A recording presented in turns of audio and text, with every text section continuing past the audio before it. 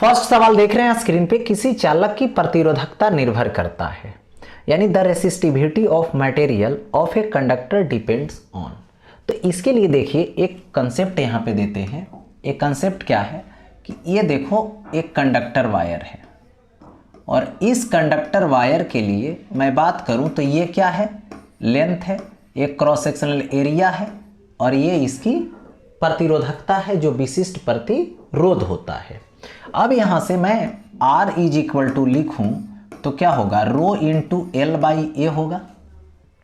ठीक है, अब देखो यहाँ पे तो इसके लिए मैं लिखूँ अब कि L is equal to 1 metre, A is equal to 1 metre square. Special कर दूँ कि लंबाई फिक्स है, क्रॉस सेक्शनल एरिया फिक्स है, अनुप्रस्थ काट का क्षेत्रफल, तो ये R बराबर रो, यानी रो बराबर R।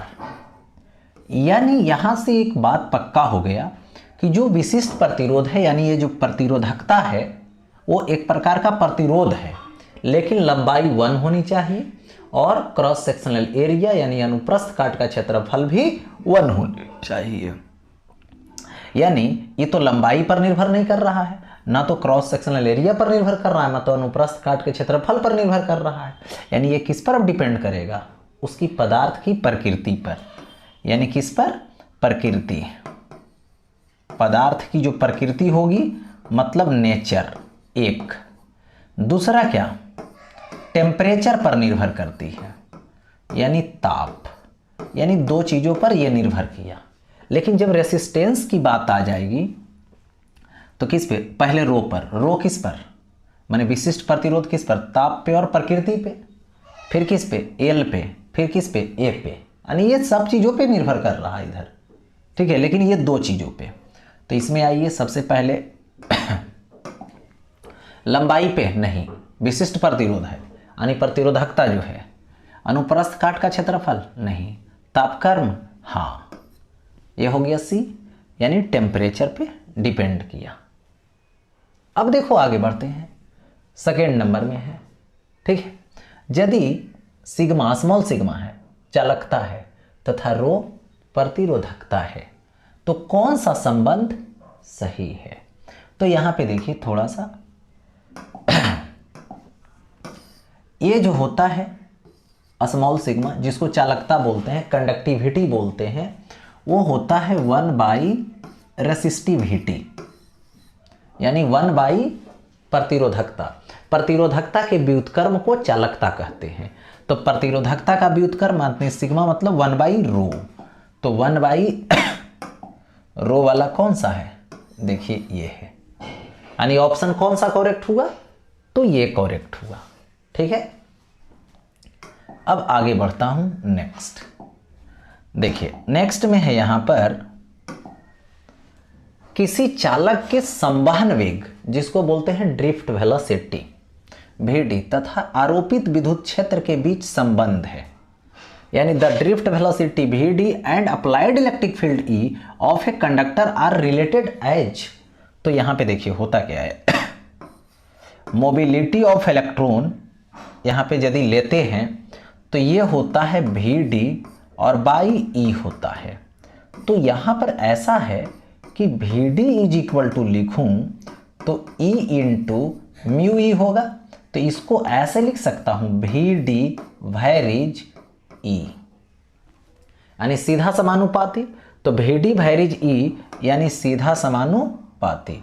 तो सीधा समानुपाती कौन होगा, ये होगा, यानी VD वैरिज E हो जाएगा। हो गया ऐसा, चलिए ठीक है, यानी बी ऑप्शन। अब देखो आगे बढ़ता हूं नेक्स्ट 4 नंबर में। एक इतना ओम प्रतिरोध है, ठीक है, यानी 0.05 ओम। तो यहां पर वाले ए मीटर है को 1.5 वोल्ट विद्युत वाहक बल के सेल से जोड़ा जाता है। अगर 2 एम्पियर की विद्युत धारा परिपथ में बहती है तो सेल का आंतरिक प्रतिरोध निकालनी है। तो देखिए दो चीज होती है, जो आमीटर जोड़ा गया वो बाहरी प्रतिरोध वाला हुआ। तो बाहरी प्रतिरोध कितना हो गया, यहां पे हो गया 0.05 ओम। सेल का विद्युत वाहक बल E तो कितना 1.5 वोल्ट। सेल से जोड़ा जाता है, कितना धारा प्रवाहित हुई I बराबर 2 एम्पियर। तो सेल का आंतरिक प्रतिरोध मतलब वाट लिख दिए, जो चीज था यहाँ पर मैंने लिख लिया पहले। ए सेल ऑफ EMF इतना is connected with an ammeter of resistance इतना if the current in the circuit is 2 ampere the internal resistance of the cell is. Cell का इंटरनल रेसिस्टेंस बतलाना, तो फॉर्मूला लगा दो I is equal to EMF by external plus internal होता है। तो अब देखिए मुझे क्या चाहिए, मुझे चाहिए यहाँ पे स्मॉल r चाहिए, यही ना, स्मॉल r चाहिए। तो इसको ऐसे कर दो, ये हो जाएगा IR प्लस हो जाएगा IR is equal to E। तो अब देखो IR रहने दो, तो E माइनस IR होगा। तो I नहीं स्मॉल r निकालनी है, तो E minus IR by I हो जाएगा। ठीक है, तो small r is equal to E minus IR। तो E का वैल्यू 1.5 माइनस IR। ठीक है, तो इसको इसके साथ मल्टीप्लाई कर दो। ठीक है, तो 2 से जब मल्टीप्लाई करेंगे, ठीक है, तो ये आ जाएगा 0.1।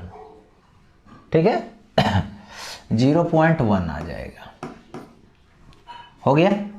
IR का वैल्यू 0.1 आएगा और बाई I, तो I की वैल्यू 2 दे दो, दे दिया मैंने। इसमें से डिवाइड करोगे तो 1.4 बाई 2 यानी 0.7 ओम आएगा। आ गया ऐसा, तो 0.7 ओम यानी कौन सा ऑप्शन मैच किया, देखिए ये वाला ऑप्शन मैच कर गया, सॉल्व कर दिया मैंने। अब आगे देखो नेक्स्ट, अगर स्टोरी है यहाँ पे परिपथ में दिखाई गई धारिता पर आवेश होगा। ठीक है, यानी यहां पर दे दिया गया कि परिपथ में दिखाई गई धारिता है, तो उस पर जो है आवेश क्या होगा ये बतलाना है। ठीक है, यानी charge on the condenser in the circuit Son in figure will be, figure देख रहे हो, यानी यही जो है से कंडेंसर है, कैपेसिटर है, और इसी पे हमको क्या करनी है, इसी पे हमको चार्ज निकालनी है। ठीक है, अब देखो चार्ज निकालनी है, तो चार्ज निकालने के लिए क्या करना पड़ेगा। ठीक है, देखो सबसे पहले इस पॉइंट और इस पॉइंट के बिटवीन क्या चाहिए, वोल्टेज चाहिए। ठीक है, तो वोल्टेज के लिए क्या चाहिए, रेसिस्टेंस तो पता है, करंट चाहिए। देखो यहाँ से सेल ने करंट भेजा I, जा रहा है I, जाएगा इससे I, क्योंकि इधर तो जाने की कोई संभावना नहीं है, क्योंकि कैपेसिटर करंट पास होने नहीं देगा। ठीक है, तो I चाहिए, तो I निकालोगे तो कितना होगा, इसको देखिए, इस सर्किट में टोटल रेसिस्टेंस 9 प्लस 3 यानी 12 ओम, वोल्टेज कितना 12 वोल्ट, तो यहाँ से आ जाएगा, देखो R हो गया 9 प्लस 3 यानी 12 ओम। क्यों, क्योंकि डायरेक्ट करंट जा रहा है दोनों से होकर के, तो ये 9 3 12 ओम सीरीज में हो गया। अब देखो वोल्टेज कितना है, EMF कितना है, तो ये है 12 वोल्ट, तो I इज इक्वल टू क्या आएगा, E बाई R आएगा। तो E बाई R करोगे तो 12 बाई 12 कैंसिल आउट कर दीजिए 1, तो ये आ गया 1 एम्पियर। ठीक है, ये हो गया क्या चीज़, 1 एम्पियर। अब 1 एम्पियर हो गया, तो यहाँ पर वोल्टेज निकाल लो, किसके बिटवीन, इसके बिटवीन। ठीक है, तो इसके बिटवीन जो वोल्टेज है इसको मान लो यहाँ पर V है, क्या मान लेंगे, V मान लेंगे। तो V जब मान लेंगे तो V इज इक्वल टू क्या होगा, I इंटू 3, यानी 3 वोल्ट हो जाएगा। ये हो गया 3 वोल्ट। ओके, तो अब कैपेसिटर की कैपेसिटी मालूम है, तो चार्ज क्या होगा, Q इज इक्वल टू सी भी। तो C का वैल्यू 6 माइक्रो इंटू V का वैल्यू 3, तो 18 माइक्रो कूलोम, 18 माइक्रो कूलोम आ गया। यानी 18 माइक्रो कूलोम, यानी कौन सा ऑप्शन मैच किया, तो 18 माइक्रो कूलोम देखिए ऐसे आ गया। यानी ऐसे सवाल को करने के लिए पहले देखना है कि चार्ज निकालना है, तो यहाँ पर वोल्टेज कितना होगा इसके, तो वोल्टेज के लिए रेसिस्टेंस दिया हुआ, करंट निकाल लो, करंट भेज के भेजा सेल, उससे ऐसे सॉल्व कर सकते हो। ठीक है, अच्छा तो अब देखो आगे बढ़ता हूँ, नेक्स्ट इधर आगे बढ़ता हूँ। देखिए अब 6 नंबर सॉरी, 10 एम्पियर की धारा एक तार से 10 सेकंड तक प्रवाहित होती है। यदि तार का विभवांतर 15 वोल्ट हो तो किया गया कार्य होगा, यानी किया गया कार्य निकालनी है, सिंपल। यानी देखिए, ए current of 10 ampere flows in a wire for 10 second, if potential difference across the wire is 15 volt, the work done will be. देखिए एक यहाँ पर कोई वायर लीजिए, ये मैंने वायर ले लिया, यही है, इसमें 10 एम्पियर की करंट भेजो।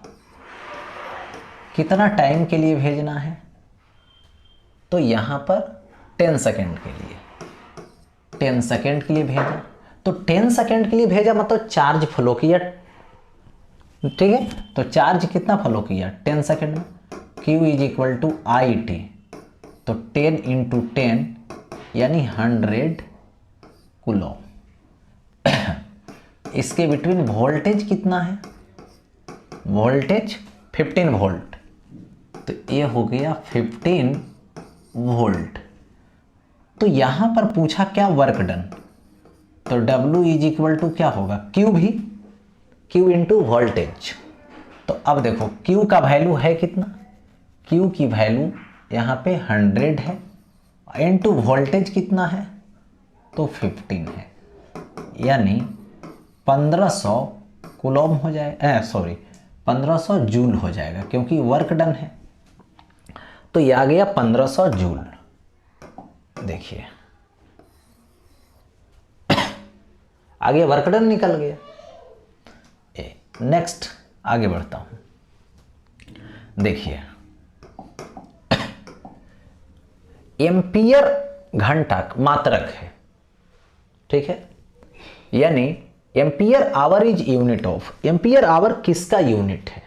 देखिए सबसे पहले समझिए, पहले क्या लेनी है, एम्पियर ले लो, एम्पियर, फिर क्या ले लो, आवर ले लो। चलो ठीक है, ले लिया। एम्पियर किसका है, करंट का, आवर किसका है, टाइम का। तो आई टी को क्या बोलिएगा, क्यू बोलिएगा। क्यू मतलब आवेश यानी चार्ज, ठीक है, यानी सिंपल हो गया यहाँ पे कि आवेश का है यानी चार्ज का है। देखो इसको कैसे सेट कर दिया, बस सेट करने के लिए। अब देखिए आगे, अब आगे बढ़ता हूं, नेक्स्ट। नीचे दिखाए परिपथ में धारा का मान क्या होगा, मतलब एक सर्किट दिखाया गया है, इसमें करंट की वैल्यू पूछ रहा है। अब देखिए एक पॉइंट यहां पर है, देखिए यहां पर का वोल्टेज -4 वोल्ट है, यहां पर एक पॉइंट है जहां पर -1 वोल्ट है। तो दोनों के बीच सबसे पहले क्या करनी होगी, पोटेंशियल डिफरेंस निकालनी होगी। तो पोटेंशियल डिफरेंस क्या होता है, high voltage minus low voltage, यानी उच्च वोल्टेज में निम्न वोल्टेज को घटाएंगे। तो पोटेंशियल डिफरेंस जब निकालोगे तो V इज इक्वल टू, हाई कौन होगा, ये -4 है, ये -1 है, तो -1 हाई होगा। इसमें से माइनस कर दो किसको, -4 को माइनस करोगे तो -1 प्लस ये आएगा 4, तो ये आएगा कितना चीज, 3 वोल्ट आएगा। तो ये तो V आ गया। R की वैल्यू कितना है, 30 ओम है, तो I is equal to V by R होगा, V का वैल्यू 3 और बाई आर का वैल्यू 30, तो 1/10 होगा, यानी 0.1 एम्पियर। 0.1 एम्पियर यानी 0.10 भी इसको बोल सकते हो, यानी ऑप्शन डी मैच किया। देखिए अब आगे नेक्स्ट, विद्युत हीटर में किस पदार्थ का व्यवहार किया जाता है? तो जो the material used in electric heater, electric जो हीटर होता है, विद्युत जो हीटर होता है, उसमें नाइक्रोम की तार लगाई जाती है, क्योंकि उसका रेसिस्टेंस बहुत ज़्यादा होता है और मेल्टिंग पॉइंट भी बहुत ज़्यादा होता है, इसीलिए नाइक्रोम वायर को यूज किया जाता है। यानी नाइक्रोम वायर, कौन सा? डी, नाइक्रोम है ये। ठीक है, आगे बढ़ता हूं। दो सेलों को जिनके विद्युत वाहक बल E1 और E2 है तथा आंतरिक प्रतिरोध R1 और R2 है, समांतर क्रम में जोड़ा गया है, इसका समतुल्य विद्युत वाहक बल होगा। अब देखिए यहां पे करना क्या है, सपोज कर लो सबसे पहले दो सेल ले लो। देखिए एक सेल ए हो गया, EMF E1, internal resistance R1। एक सेल ए ले लो, E2, इंटरनल रेसिस्टेंस R2। देखो ऐसा दे दिया गया, करंट I1, करंट I2। तो I1 जो होगा वो क्या आएगा, तो E1 by R1, I2 is equal to E2 by R2 दे दिया गया ऐसा।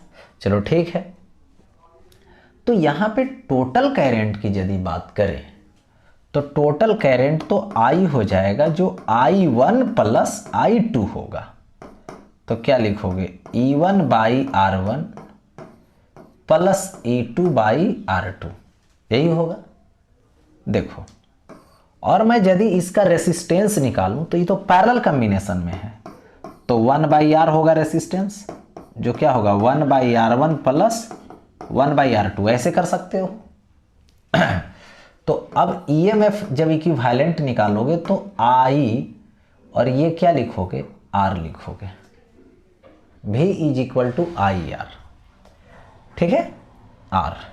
तो इसमें देखिए यदि यहां से R निकालोगे तो देखो ऐसा कर सकते हैं, देखिए I है तो I के प्लेस पे E1 by R1 plus E2 by R2, ये हो गया, और इनटू स्मॉल r है यानी रेसिस्टेंस। तो देखो यहां से क्या करना, 1/R रहने देना, R1 और R2 LCM ले लेंगे तो R2 प्लस R1 होगा। ठीक है, देखो यहां से और लिख देता हूं, थोड़ा सा अलग से समझ में आ जाएगी। देखिए 1/R रहने दीजिए, तो R1 और R2 LCM ले लिए, तो R2 प्लस R1 तो R ऊपर चल जाएगा, तो R1 R2 ऊपर और नीचे आ जाएगा ये। तो देखिए R1 और R2 by R1 plus R2 हो जाएगा। हो गया ऐसा? अच्छा, यहां तक तो आ गया क्लियर। अब देखिए इसको क्या करना है, सो देखिए अब देखो E is equal to R1 R2 LCM लीजिए, R1 R2 LCM लिए तो क्या होगा, R1 कैंसिल, इसके R1 कैंसिल तो R2 चल जाएगा इसके पास, तो E1 R2 प्लस, अब R2 कैंसिल हो जाएगा, R1 जाएगा तो E2 R1 इनटू ये होगा R1 R2 by R1 plus R2, तो E तो कट जाएगा। तो यहां से so E is equal to E1 R2 plus E2 R1 by R1 plus R2 हो गया ऐसा। तो E1 R2 plus E2 R1 by R1 plus R2, यानी कौन सा ऑप्शन मैच किया, तो यहां पे देखिए E1 R2 E2 R1 by R1 plus R2। इस तरीके से हो गया ये। अब देखो आगे बढ़ता हूं नेक्स्ट।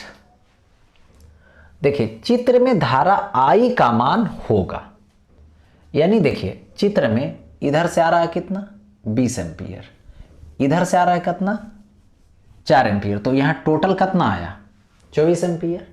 चला गया 8 तो इधर कितना गया 16 एम्पियर। गुड, 16 एम्पियर आया, और 16 एम्पियर आया यहाँ पर, और इधर से देखो आ रहा है कितना 8 एम्पियर। दोनों मिल के जाएगा, मतलब I बराबर जाने वाला है, तो जाने वाला बराबर आने वाला को जोड़ दो, तो आने वाला कितना हो जाएगा 16 I प्लस 8 यानी 24 एम्पियर। तो 24 एम्पियर ये वाला हो गया। चलिए ठीक है, आगे बढ़ता हूं नेक्स्ट। कार्बन प्रतिरोध के हरे रंग के कोड का मान है, कोड का मान बतलानी है, यानी value of green colour code on carbon resistance is, green colour का। देखिए सबसे पहले यहां पे एक ट्रिक रखना है माइंड में, बी रॉय, ठीक है, बी रॉय। फिर हो जाएगा यहां पर देखिए इसको बोलते हैं ग्रेट, ठीक है, ब्रिटेन, वेरी, देखिए गुड वाइफ, और यहां से कोड बैठा दीजिए, ये 0 ये 1 2 3 4 5 6 7 8 9। अब देखिए ये ट्रिक हो गया बी रॉय, ठीक है, B Roy, great Britain very good wife. अब इसमें डायरेक्ट लिख देना। अब देखिए मुझे निकालना, बताना किसका है, हरे रंग का, यानी ग्रीन कलर, ग्रीन यानी जी। तो देखो ये भी जी है और ये भी जी है, ठीक है, तो जो पहले वाला है वो ग्रीन है और ये ग्रे है, ये क्या है ग्रीन है, और ये क्या है तो ये है ग्रे, ठीक है। W मतलब वाइट होता है, ठीक है, और भी सॉरी W मतलब वाइट हो गया, मतलब उजला सफ़ेद, और ये भी मतलब वायलेट यानी बैगनी कलर, ठीक है। और किस में लड़ाई है देखिए जरा, बी तो ये ब्लैक होता है, ये ब्राउन होता है, रेड होता है, ऑरेंज होता है, येलो होता है, ग्रीन हो ही गया। बी मतलब यहाँ पर, ठीक है, ये ब्लू होता है, वायलेट, ग्रे, वाइट। चलिए सबका हो गया, तो इसमें कौन सा पूछा है ग्रीन कलर, तो ग्रीन कहाँ पे है, ग्रीन ग्रीन देखो यहाँ पे है, यानी 5, तो 5 हो जाएगा इसका।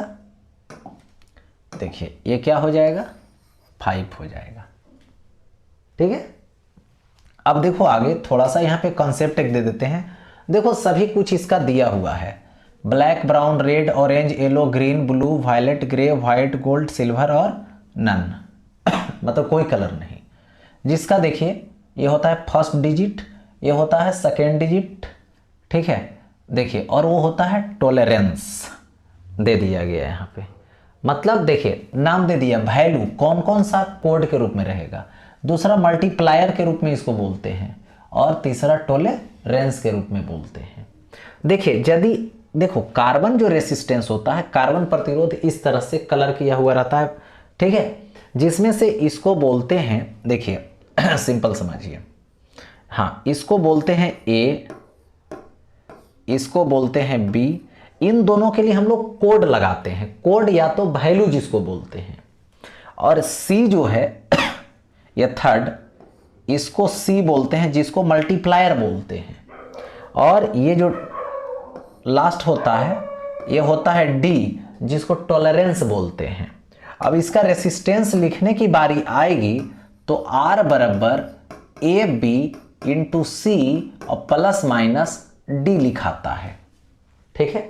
जैसे देखिए इसका ए क्या है तो रेड है, क्या है रेड, तो रेड देखो कितना है इसका डिजिट, 2 है। तो क्योंकि ए और बी के लिए डिजिट लगाएंगे और सी के लिए मल्टीप्लायर, देखो मल्टीप्लायर जो है, और डी के लिए टॉलरेंस। चलिए, तो ए के लिए डिजिट रेड है, रेड का 2, फिर कितना, फिर बी भी रेड है तो 2 इंटू सी कर दो।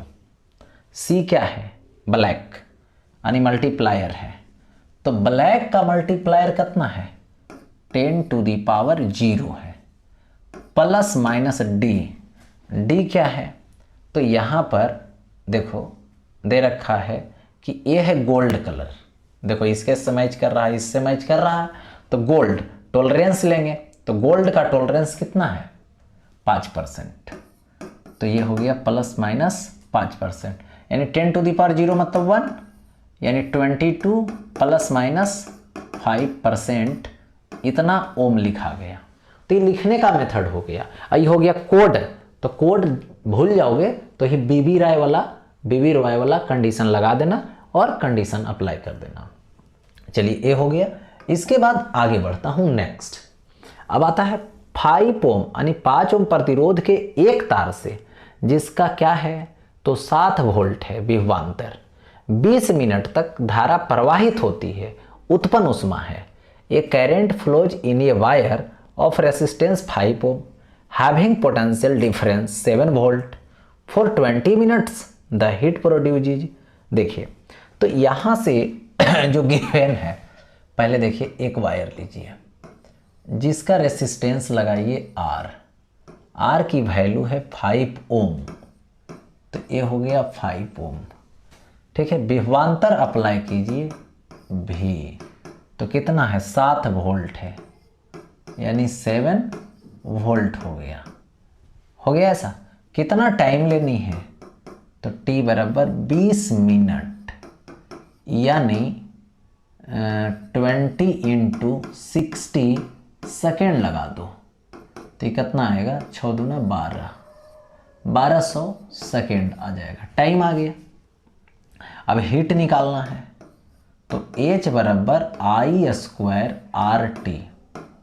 ठीक है, I के जगह पे V/R दे दो, तो V² R² R into T, R cancel, तो V²/R इंटू क्या आएगा, T आएगा। हो गया ऐसा। अब देखो V², तो V का स्क्वायर मतलब कितना, 7 का स्क्वायर, यानी 49 हो गया। और बाई R की वैल्यू कितना देंगे, तो 5 दोगे। ठीक है, ये हो गया, इंटू टी दे दो 1200, हो गया ऐसा। इतना जूल आएगा। ओके, इसको देखो, लेकिन मैच किस में कर रहा है, कैलोरी में। और एक चीज हम लोग जानते हैं कि 1 calorie is equal to 4.2 joule या तो 4.18 जूल होता है। चलिए ठीक, तो अब H इज इक्वल टू, इसको जूल से कैलोरी में बदलनी है। और यहाँ पे एक चीज़ और छूट गया है, देखिए, हाँ सॉरी, ठीक है, आर ही रह जाएगा। देखो, तो 49 रहने दो, बाई 5 रहने दो, इंटू 1200 रहने दो, बाई क्या करोगे, जूल को कैलोरी में कन्वर्ट करो, तो 1 जूल। तो कैलोरी में लाने के लिए 4.2 से भागा देना पड़ेगा, 4.2 से भागा दे देंगे, कैलोरी में चला जाएगा। ठीक है, अब देखिए यहाँ पे एक 0 खिसकाइए, इसका एक 0 और इस पे बैठ जाएगा। ठीक, अब देखो कुछ कटने वाला है, तो उसको काट भी सकते हो। ठीक है, अच्छा काट देते हैं। देखिए 7 7 49 और ये 7 6 42 कट जाएगा। अब इसको काटोगे तो ये 12,000 है, तो ये आ जाएगा 1,000। फिर 2 से 5 से डिवाइड करोगे तो ये आ जाएगा 200, 2 गुने 7 यानी 1400, क्या आ जाएगा, कैलोरी। ठीक है, तो यहाँ पर सॉरी, यहाँ पे 1400 कैलोरी आ जाएगा। ठीक है, तो ये हो गया कंडीशन यहाँ पे कैंसिल करने का। यहाँ पे कैंसिल कर दिए, गड़बड़ थोड़ा, ये हो जाएगा 200 जी, सॉरी 2000, 6 से कैंसिल करेंगे और फिर अब 5 से डिवाइड करोगे तब ये जो है से आ जाएगा, सॉरी यहाँ पे काटने में थोड़ा मिस्टेक था, तो 40 × 200, 7 × 28, 2800 आएगा गुना करोगे तो।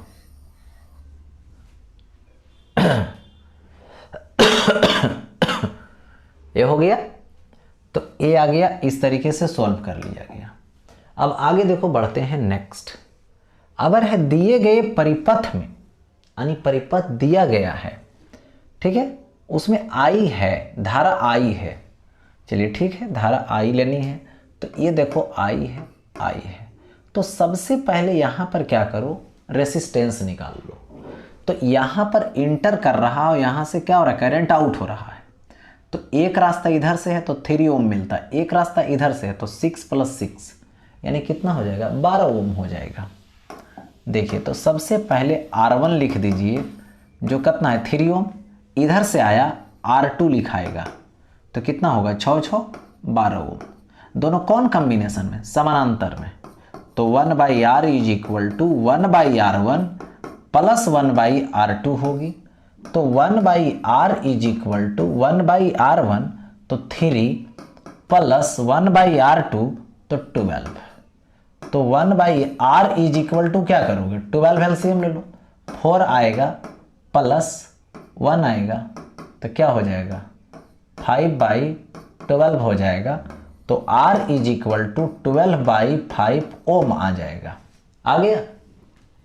वोल्टेज कितना है, 4.8 वोल्ट, तो यहाँ से I = V/R कर दो, तो ये हो जाएगा 4.8 और बाई R का वैल्यू 12/5, 5 ऊपर जाएगा, पॉइंट हटाइए 10 बैठेगा, कैंसिल कीजिए 2 आएगा, 12 चौके 48, 2 दूना 4, 2 एम्पियर आ जाएगा। तो यहाँ पे 2 एम्पियर किससे मैच किया, देखिए तो इससे मैच कर गया। तो कुछ नहीं, सेल से करंट निकालनी हो तो सबसे पहले ध्यान देनी है कि सर्किट में रेसिस्टेंस कितना है, प्रतिरोध कितना है। प्रतिरोध निकाल के वोल्टेज में डिवाइड कर दो R से, करंट निकल जाएगी। आगे बढ़ता हूँ नेक्स्ट। अब देखिए यहाँ पर एक पॉइंट है और एक यहाँ पर पॉइंट है, ये पॉइंट है यहाँ पे और ये B पॉइंट है। तो A और B के जो बिंदु है दोनों, उसके बीच क्या करनी है, बीच तुल्य प्रतिरोध होगा, ठीक है। तो यहाँ पर एक पॉइंट ले लो, एक पॉइंट यहाँ ले लो, इसको ऊपर देखो ऐसे पकड़ के खींच दो, ऐसे ये C मान लो, ये D मान लो। चलो C को खींचो ऊपर और D को खींचो नीचे, तो ये जो रेसिस्टेंस है वो ऐसे हो जाएगा, देखो ऐसे एकदम सीधा ऐसे, और ये जो यहाँ पर C है यहाँ पर आ गया, तो ये वाला जो रेसिस्टेंस ऐसे जुड़ल था वो अब यहाँ पहुँच गया। और ये जो D है यहाँ आया, तो ये जो रेसिस्टेंस ऐसे जुड़ल था वो हो गया ऐसे, और C जब वहाँ पहुँचा तो ये वाला जो रेसिस्टेंस वह यहाँ से जुड़ल है तो C से कनेक्ट होगा, ये D से कनेक्ट है ये वाला, तो D यहाँ से ऐसे कनेक्ट होगा। यानी अब देखें, यदि A पॉइंट है, A से यहाँ है, यहाँ है, देखो C है, D है, ये देखो B है, देखो एक रेसिस्टर है R, फिर देखो एक रेसिस्टर है R, एक रेसिस्टर है R, एक रेसिस्टर है ये R, और एक ये देखो है।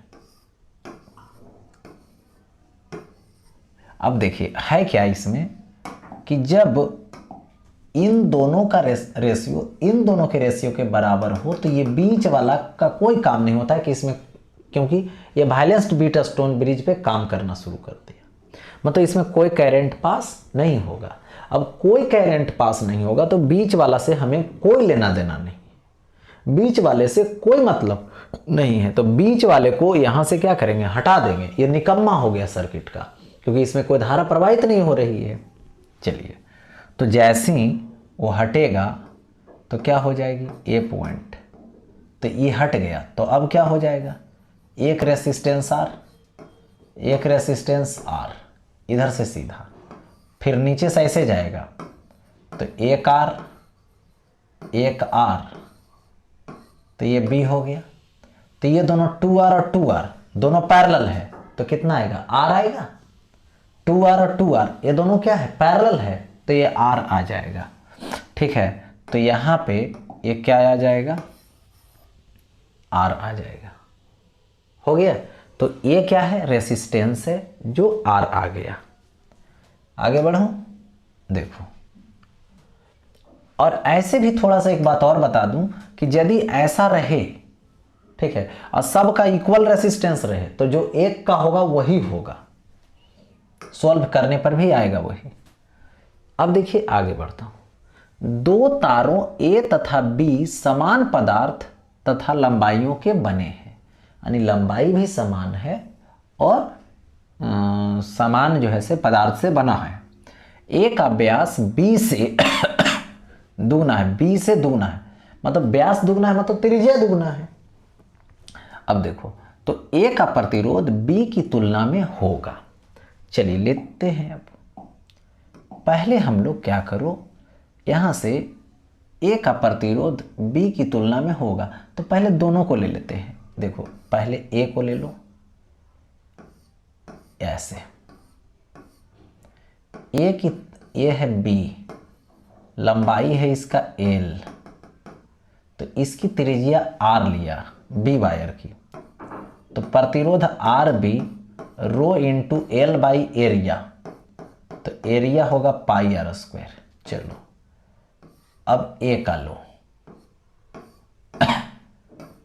A का ले लो, तो लंबाई तो L होगा और इसका जो त्रिज्या होगी वो 2R होगा, तो आर ए बराबर rho into L by area, तो ये हो जाएगा 4 पाई आर स्क्वायर हो जाएगा, क्योंकि 2R है तो पाई आर स्क्वायर, मतलब 2R का होल स्क्वायर यानी 4R स्क्वायर। तो देखिए इसको ऐसे लिख सकते हो, 1/4 बाहर कर लो into rho into L by pi are square, rho into L by pi are square B होगा।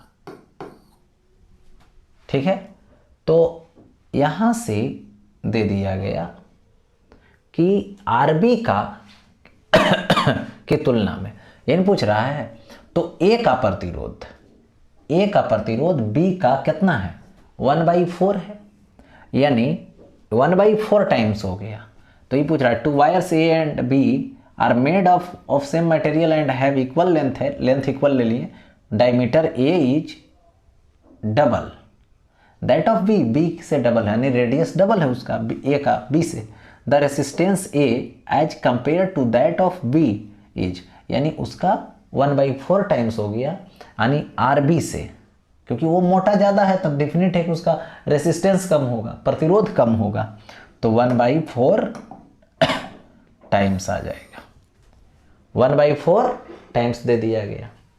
नेक्स्ट आगे बढ़ता हूं। देखो, एक चालक में 6.4 एम्पियर धारा बह रही है, तब चालक में प्रति सेकेंड इलेक्ट्रॉन की संख्या होगी। ठीक है, यानी प्रति सेकेंड इलेक्ट्रॉन की संख्या निकालनी है मुझे। तो यहां पर देखो I इज इक्वल टू होता है NE/T, हो गया। अब देखो E का वैल्यू मुझे N का वैल्यू निकालना है, तो I इंटू T/A, I की वैल्यू कितना है, तो 6.4 दे रखा है, 6.4 है, चलो ठीक। और इंटू टी का वैल्यू 1 हो जाएगा, एक ही सेकंड की बात कर रहा है, प्रति सेकंड, और बाई ई, तो 1.6 इंटू 10⁻⁻19 होता है। ठीक है, तो ये ऊपर चला जाएगा और ये काटेगा उसको, 16 चौके 64 और 10⁻19 आ जाएगा, यानी 4 इंटू 10⁻19, यानी ऑप्शन ये मैच कर रहा है। ठीक है, अब देखिए विभवांतर बल का एसआई मात्रक यानी ईएमएफ, ठीक है, ईएमएफ मतलब वोल्टेज, वोल्टेज मतलब विभवांतर, ठीक है, यानी इसका वोल्ट होगा, यानी यूनिट ऑफ इलेक्ट्रोमोटिव फोर्स यानी ईएमएफ इज वोल्ट, ठीक है, वोल्ट होता है यानी वोल्ट होगा। तो कौन सा ऑप्शन मैच किया, ए सी ऑप्शन मैच कर गया। नेक्स्ट देखिए, अब यहां पे है कि किसी विभव मापी की संवेदनशीलता को बढ़ाने के लिए, देखिए जो पोटेंशियोमीटर होती है वही पूछा जा रहा है, to increase sensitivity of a potentiometer. तो पोटेंशियोमीटर जो होती है, ठीक है, उसका सेंसिटिविटी लेंथ पे डिपेंड करता है, लेंथ के डायरेक्टली प्रोपोर्शनल होता है, यानी लेंथ को बढ़ा दीजिएगा तो सेंसिटिविटी बढ़ जाएगी और लेंथ को कम कर दीजिएगा तो सेंसिटिविटी भी कम हो जाएगी। यानी सेंसिटिविटी को क्या करना है, इंक्रीज करना है, यानी बढ़ाना है। तो बढ़ाना है तो लेंथ बढ़ा दो, तो लेंथ बढ़ाओगे तो क्या हो जाएगा, इसका अनुप्रस्थ क्षेत्रफल बढ़ाना चाहिए, इसकी धारा को घटाना चाहिए, इसकी धारा को बढ़ाना चाहिए, इसकी लंबाई को बढ़ाना चाहिए, यानी लेंथ शुड बी इंक्रीज्ड। हो गया। अब देखिए विद्युत का सबसे अच्छा चालक निम्नलिखित में कौन सा है, यानी which of the following is the best conductor of electricity. तो सबसे अच्छा जो है, सबसे बढ़िया जो है वो होता है सिल्वर। सिल्वर की कंडक्टिविटी यानी चालकता सबसे ज़्यादा होती है। तो जिसकी चालकता ज़्यादा होगी, कंडक्टिविटी ज़्यादा होगा, वो अच्छा कंडक्टर होगा, वो सबसे बेस्ट होगा, यानी उसमें कम अपोज होगा। तो सबसे अच्छा कौन होगा, तो यहाँ पे सिल्वर होगा। ओके, अब देखो आगे बढ़ता हूं। नेक्स्ट, एक सूखे सेल का विद्युत वाहक बल 1.5 वोल्ट, ठीक है, हो और आंतरिक प्रतिरोध 0.5 ओम हो। यदि यह सेल एक बाहरी प्रतिरोध में इतना एम्पियर की धारा भेजता है तो सेल का विभवांतर निकाले। Okay, the EMF of a dry cell is इतना वोल्ट, यानी सबसे पहले ईएमएफ लिखते चलो, ईएमएफ 1.5 वोल्ट हुआ। आंतरिक प्रतिरोध स्मॉल आर 0.5 एम्पियर। सेल का बाहरी प्रतिरोध में धारा कितना जा रही है, आई जा रही है 1 एम्पियर, यानी एक्सटर्नल रेसिस्टेंस मालूम नहीं है, ये तो मालूम नहीं है, चलिए ठीक है एक्सटर्नल, लेकिन निकालना क्या है, तो सेल का विभवांतर होगा। तो सेल का मुझे विभवांतर निकालनी है बस। तो यहाँ से देखिए सेल का विभवांतर यानी टर्मिनल वोल्टेज इसको बोलते हैं, इज इक्वल टू व्हाट। देखिए ऐसे रहेगा, ये सेल है, सेल का ईएमएफ है, सेल का इंटरनल रेसिस्टेंस है, ये हो गया एक्सटर्नल रेसिस्टेंस, ठीक है। तो इसके बिटवीन कितना ये वोल्टेज होगी, तो यहाँ ये निकालना है। तो V is equal to E minus I R होता है। तो ई माइनस आई आर यदि लेते हो, ठीक है, तो ई माइनस आई आर, तो ई की वैल्यू कितना है, 1.5 है। ओके, माइनस आई आर लोगे तो आई की वैल्यू 1 और इंटू स्मॉल आर तो 0.5, तो 1.5 माइनस 0.5 यानी 1 वोल्ट आ जाएगी। ये क्या आ जाएगी यहाँ पे, तो 1 वोल्ट आ जाएगी, ठीक है। तो 1 वोल्ट दे दिया गया, यानी 1 वोल्ट कहाँ पे मैच कर रहा है, जरा ये देख लें, यानी 1 वोल्ट यहाँ पे मैच कर रहा है। चलिए, तो ये हो गया। नेक्स्ट अब बढ़ता हूं। नेक्स्ट है इसमें दर्शाए गए नेटवर्क की सेल वाली शाखा में, ठीक है, प्रवाहित धारा आई है।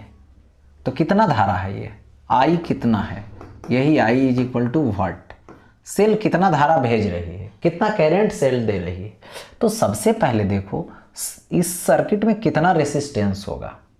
चलिए, तो 5 देखो 5/5 और 15/15 दोनों का रेशियो आपस में बराबर है, तो ये बीच वाला का कोई काम नहीं होगा, ये नालायक है, निकम्मा, ये हट जाएगा, इसमें करंट ही नहीं जा रहा है। तो नहीं जब जा रहा है तो कुछ ऐसा बनेगा, ये बीच वाला हट जाएगा जब, तो इधर से चलो तो ये होगा 5 एम्पियर और ये कितना होगा 5 ओम और 15 ओम। इधर से चलो तो इधर से ये होगा 5 ओम और कितना आएगा, ये होगा 15 ओम। इसके बाद इधर से चलो तो ये कितना आएगा, यहाँ पे 10 ओम। ओके, ये सेल है, सेल की वैल्यू कितना है 10 वोल्ट है। तो सबसे पहले रेसिस्टेंस निकाल लो। तो ये देखो 5 कितना आएगा, 5 और 15 20 आएगा, ये आ गया 20। इसका भी कितना आएगा, तो इसका भी 20 पैरेलल है, तो 10 और ये 10, तो R बराबर कितना होगा 10 और ये 10 यानी 20 ओम आ जाएगा। V का वैल्यू 10 वोल्ट, तो I is equal to V/R, क्योंकि सर्किट के रेसिस्टेंस के साथ ले लो, तो V/R ले लो। ठीक है, तो देखो यहाँ से V का वैल्यू 10 है और बाई R की वैल्यू 20 है, कैंसिल कर दो, 1/2 यानी 0.5 एम्पियर, 0.5 एम्पियर, तो 0.5 एम्पियर ए वाला हो जाएगा। यानी कौन सा ऑप्शन मैच किया, यानी बी ऑप्शन मैच किया। यानी कहीं भी सर्किट में करंट निकालनी हो तो वोल्टेज और रेसिस्टेंस देखना पड़ेगा कि वोल्टेज कितना है और उसकी रेसिस्टेंस कितनी है। तो ये हो गया यहाँ पे आज का स्टोरी, यहीं पे समाप्त होती है और इस करंट इलेक्ट्रिसिटी का ये VVI सा सवाल था।